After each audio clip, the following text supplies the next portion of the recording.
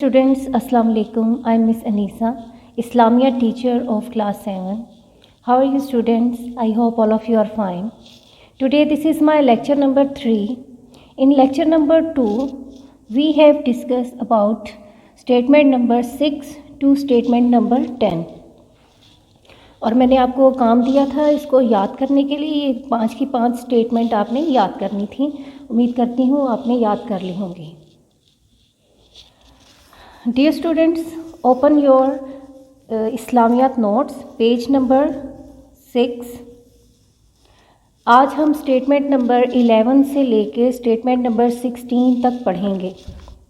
Reading کرتی ہوں میں پہلے. اسٹیٹمنٹ نمبر 11 ہے مال کی وہ مقدار جس پر زکوٰۃ واجب ہو جاتی ہے اسے نصاب زکوٰۃ کہتے ہیں.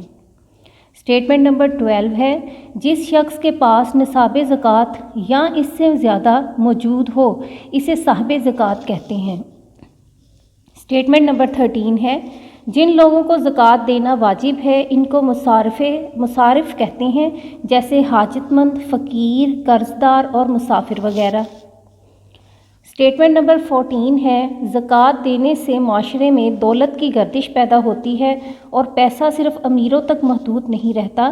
امیر غریب میں محبت بڑھتی ہے. بخل، کنجوسی جیسی بری عادات سے چھٹکارا حاصل ہوتا ہے. اسٹیٹمنٹ نمبر 15 ہے مال کی محبت سے زیادہ اللہ کی محبت حاصل ہوتی ہے.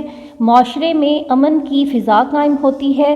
حضور پاک صلی اللہ علیہ وآلہ وسلم نے فرمایا ایسا نہ ہو کہ مال و دولت صرف تمہارے دولت مندوں میں محدود ہو کر رہ جائے.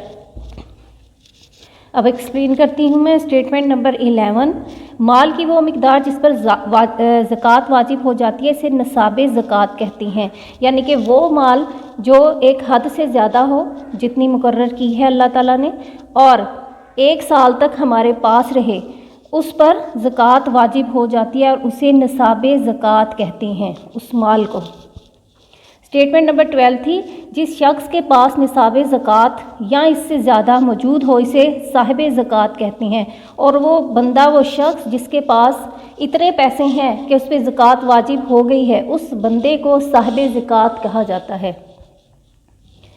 اسٹیٹمنٹ نمبر 13 جن لوگوں کو زکوٰۃ دینا واجب ہے ان کو مصارف کہتے ہیں جیسے حاجت مند، فقیر، قرض دار اور مسافر وغیرہ. وہ لوگ جن کو جائز ہے کہ وہ زکوٰۃ لے سکتے ہیں یا جن لوگوں کو زکوٰۃ ہمیں دینی چاہیے وہ کوئی حاجت مند، کوئی ضرورت مند ہو سکتا ہے جس کو بہت ضرورت ہو پیسوں کی، کوئی فقیر ہو سکتا ہے، قرض دار کوئی ایسا بندہ جس کے اوپر بہت زیادہ قرض ہے اور وہ اتار نہیں پا رہا اس کو بھی دے سکتے ہیں آپ، یا پھر مسافر جو ایک جگہ سے دوسری جگہ سفر کر رہا ہو اس کو بھی زکوٰۃ دی جا سکتی ہے. اور ایسے بندوں کو جن کو زکوٰۃ لینا واجب ہے ان کو مصارف کہتے ہیں. اسٹیٹمنٹ نمبر 14 ہے زکوٰۃ دینے سے معاشرے میں دولت کی گردش پیدا ہوتی ہے اور پیسہ صرف امیروں تک محدود نہیں رہتا. امیر غریب میں محبت بڑھتی ہے اور بخل، کنجوسی جیسی بری عادات سے چھٹکارا حاصل ہوتا ہے. زکوٰۃ دینے سے پیسہ جو ہے وہ برابر تمام لوگوں میں گردش کرتا ہے، گھومتا ہے، امیر سے غریب کے پاس جاتا ہے اور پھر اسی طرح اس کی گردش ہونا شروع ہو جاتی ہے. صرف امیروں کے پاس ہی پیسہ نہیں رہتا. امیر اور غریب کے درمیان پیار محبت کا رشتہ بڑھتا ہے. جب کوئی امیر غریب کو پیسے دیتا ہے، اس کی ضرورت پوری کرتا ہے تو غریب کے دل میں اس کے لیے بہت محبت پیدا ہوتی ہے.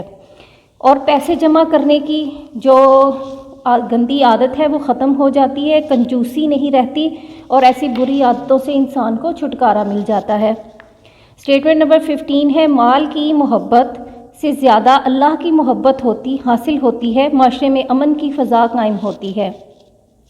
دل میں اللہ تعالیٰ کی محبت پیدا ہوتی ہے اور مال و دولت جمع کرنے کی محبت جو ہے وہ ختم ہونا شروع ہو جاتی ہے جس سے کہ معاشرہ بہت اچھی فضا قائم ہو جاتی ہے، امن و سکون ہو جاتا ہے. اسٹیٹمنٹ نمبر 16 ہے حضور پاک صلی اللہ علیہ وآلہ وسلم نے فرمایا ایسا نہ ہو کہ مال و دولت صرف تمہارے دولت مندوں میں محدود ہو کر رہ جائے. نبی پاک صلی اللہ علیہ وآلہ وسلم نے فرمایا کہ ایسا نہ ہو کہ مال اور پیسے جو ہیں وہ صرف امیروں کے پاس ہی رہ جائیں اور غریبوں کے پاس نہ پہنچے. یہ اسی صورت میں ہوگا جب ہم غریبوں کا خیال نہیں رکھیں گے، ان کی مدد نہیں کریں گے. تو اس سے صاف ظاہر ہوتا ہے کہ ہمیں زکوٰۃ دینی چاہیے.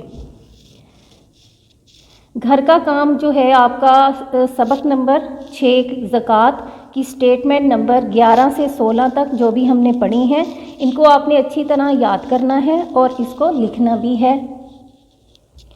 لیکچر نمبر 4 میں ہم سبق نمبر 7 شروع کریں گے اور اس کی سٹیٹمنٹ نمبر 1 تا 5 پڑھیں گے انشاءاللہ تعالی.